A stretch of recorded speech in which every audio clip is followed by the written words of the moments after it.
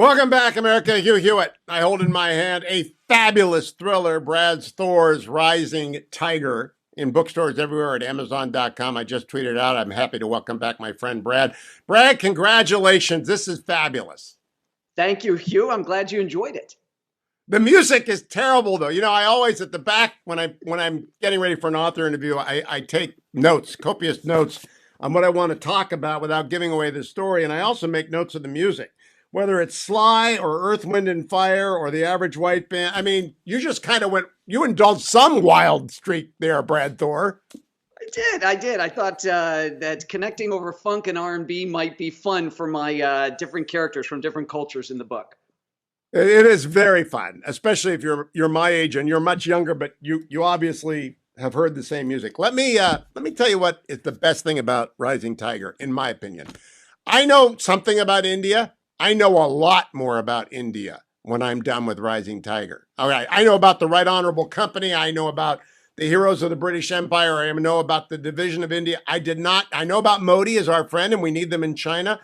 But I mean, you really got deep into the weeds on India. When did you decide on this direction?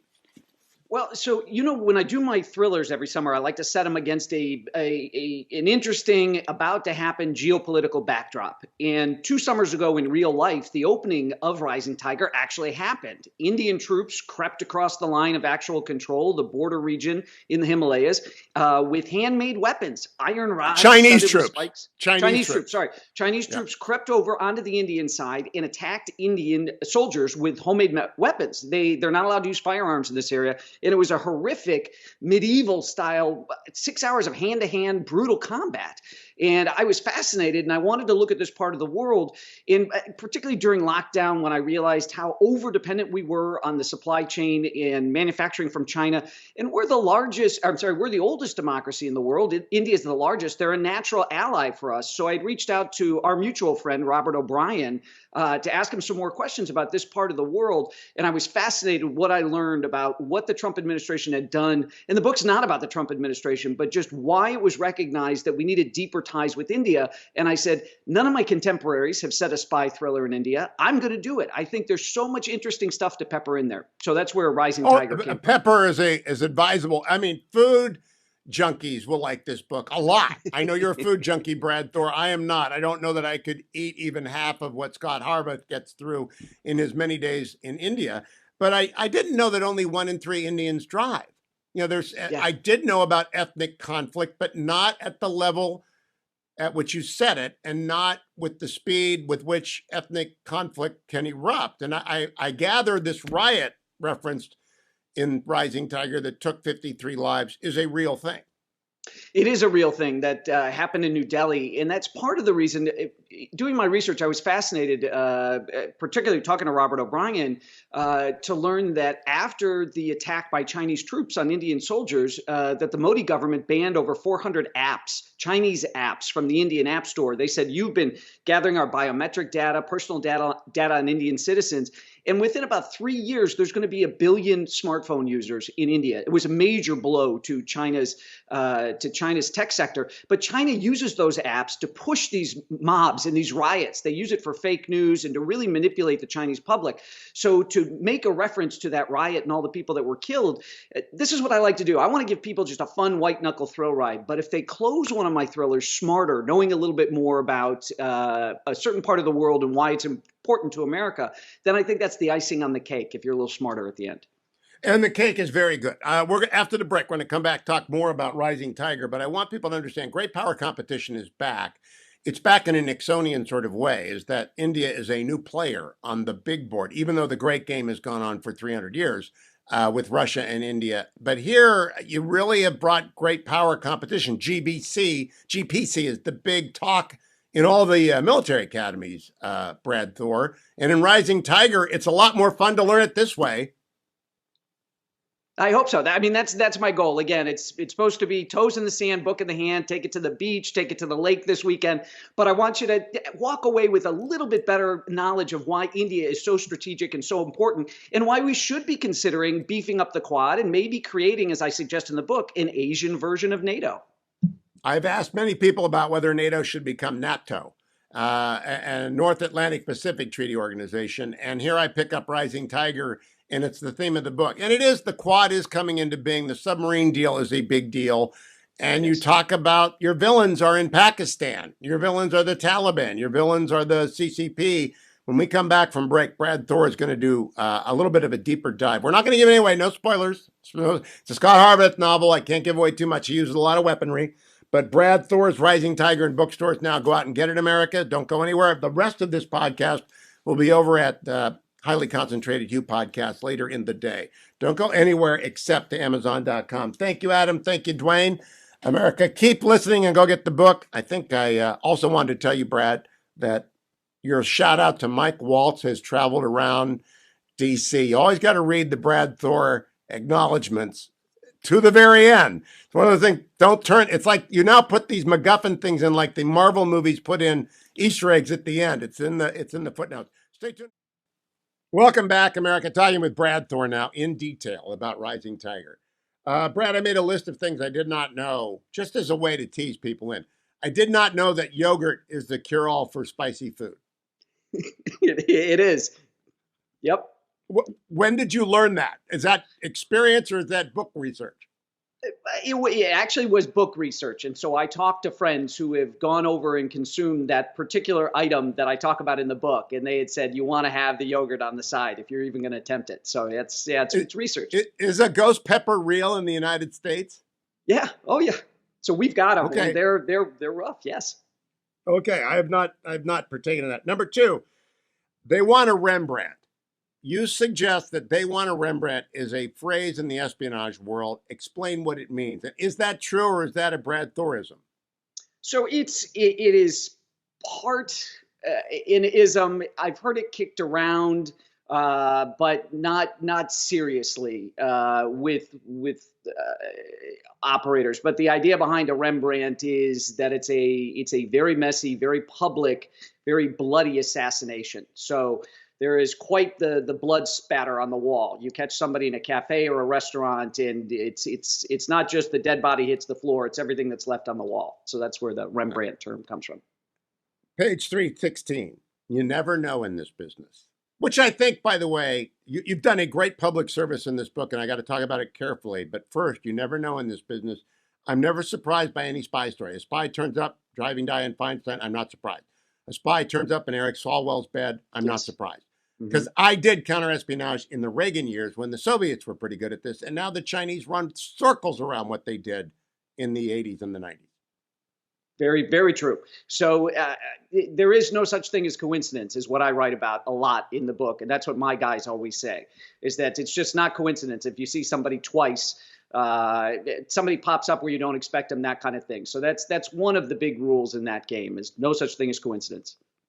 Now, the dangerous thing about what we're about to talk about, a character in the novel, is that whenever Secretary of State Pompeo, former Secretary of State, or former National Security Robert O'Brien said, we have to be very careful about Chinese nationals on visas in the United States. And we also have to be very careful not to implicate Chinese Americans, to distinguish the two.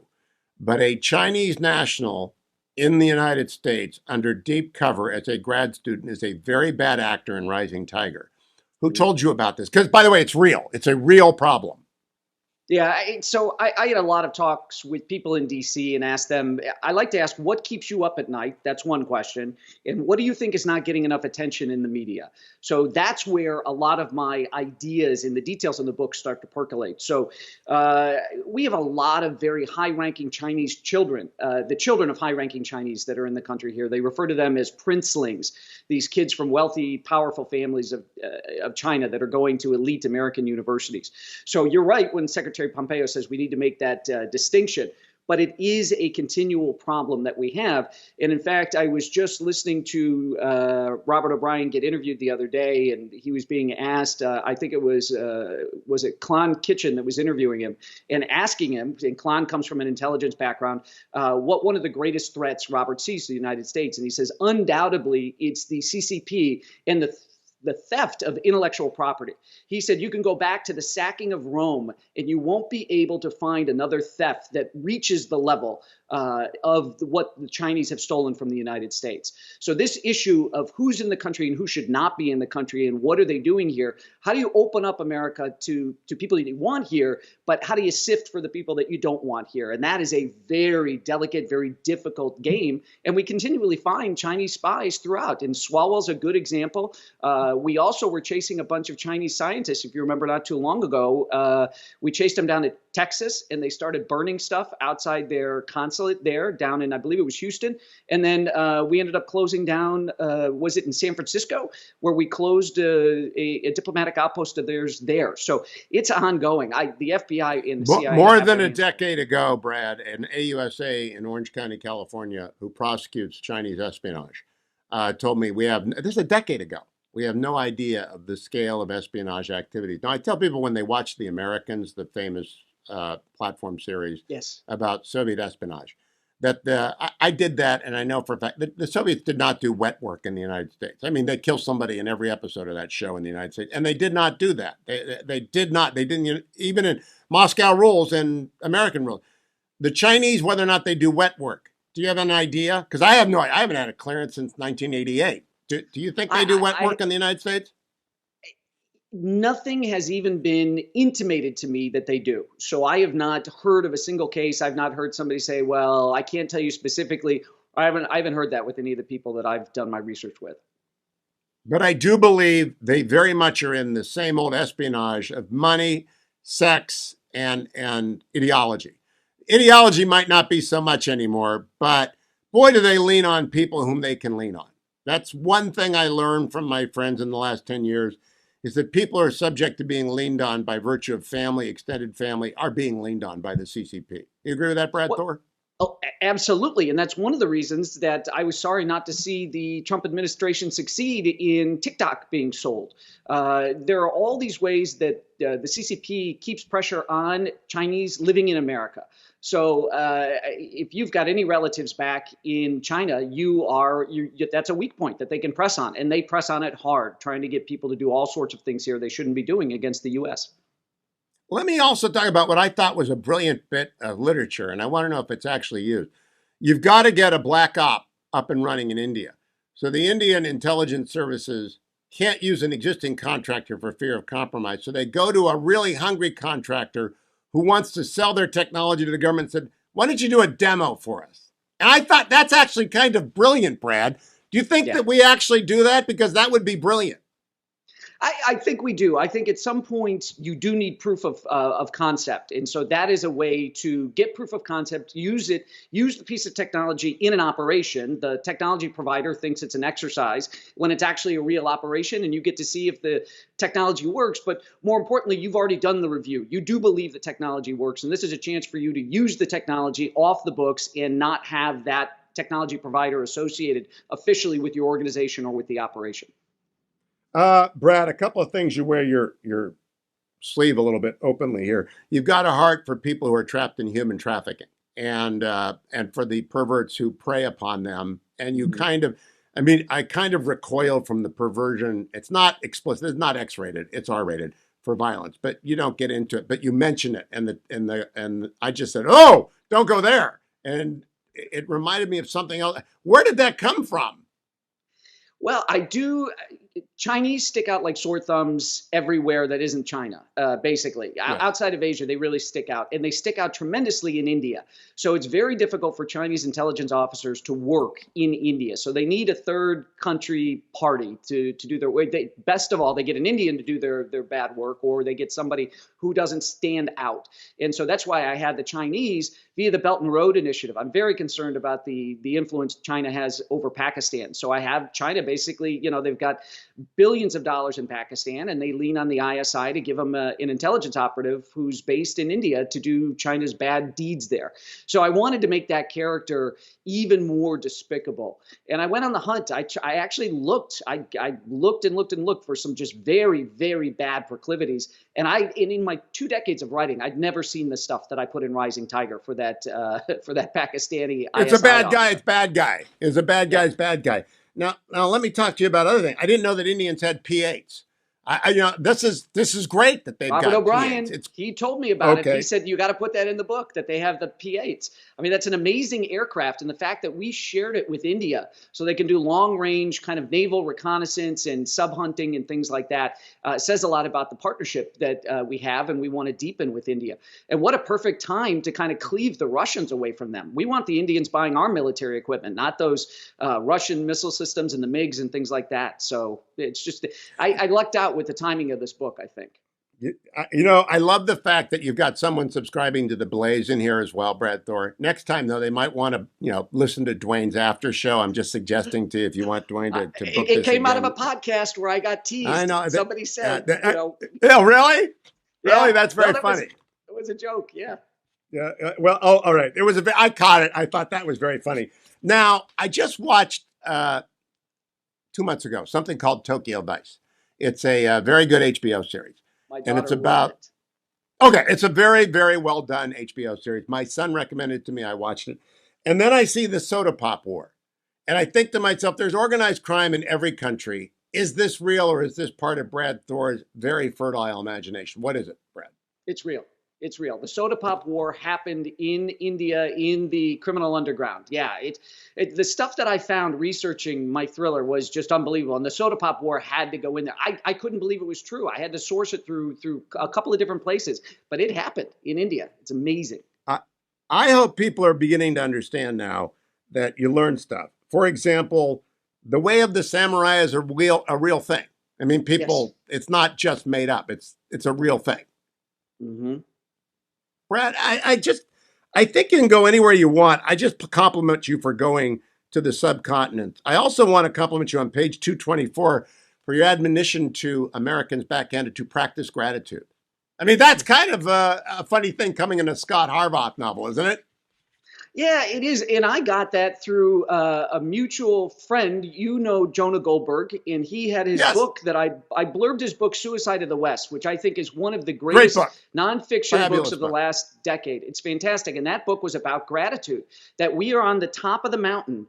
And it's the best time in the history of the world to live in the best country in the history of the world. And if we lean too far forward, too far back, too far left, too far right, we're going to lose our footing.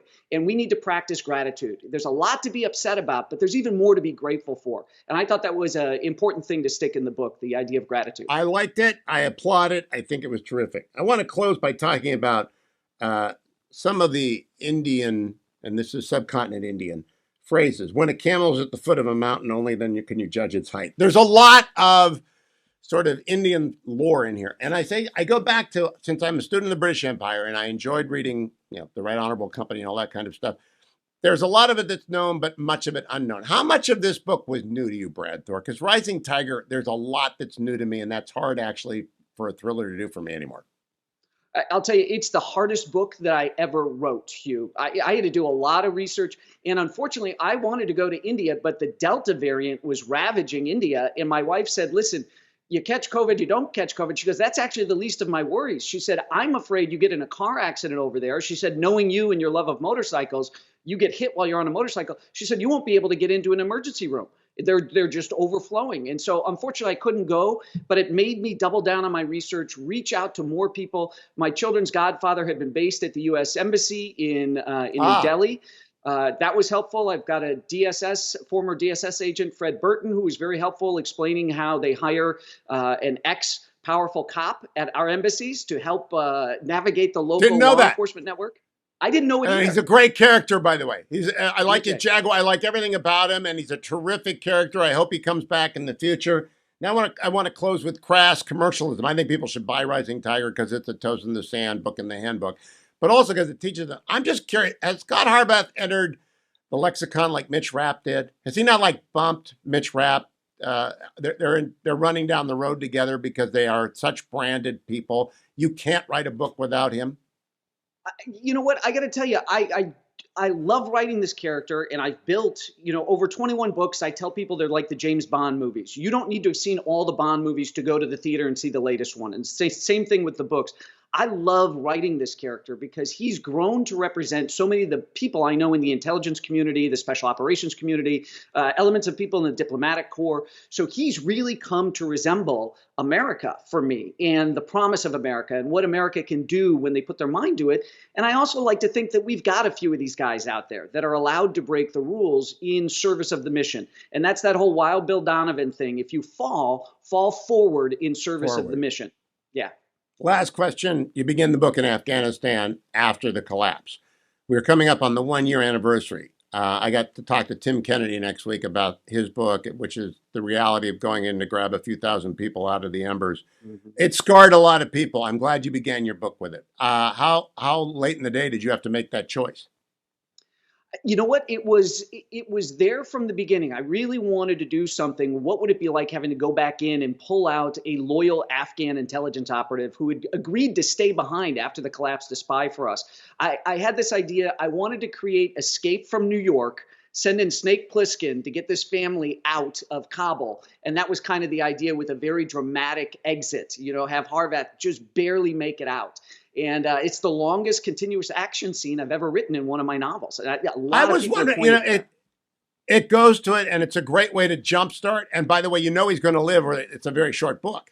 And so, but you don't know who else is going to live, right?